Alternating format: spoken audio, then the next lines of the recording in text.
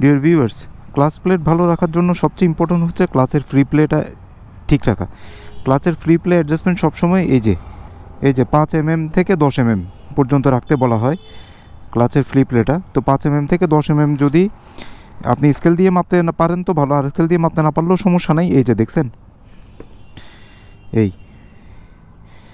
অর্থাৎ এই যে দূর আপনার এই যে এটাকে আমরা কি বলি, এক গিরা, এই যে একটা দাগ পর্যন্ত এটা মিনিমাম ফ্রি প্লে এটা রাখতে হবে। আর সামান্য বেশি হইতে পারে, বাট মিনিমাম এই যে এক গিরার এই যে এর দূর পর্যন্ত ফ্রি প্লে এটা মেনটেন করতে হবে। আর যদি একদম টাইট থাকে তাহলে সেটাও সমস্যা, ক্লাচ পুরোপুরি আপনার ফ্রি হবে না, ডিসএঙ্গেজ হবে না। আর যদি লুজ থাকে তাহলে প্লাস পুরোপুরি এঙ্গেজ হবে না, দুটাই সমস্যা।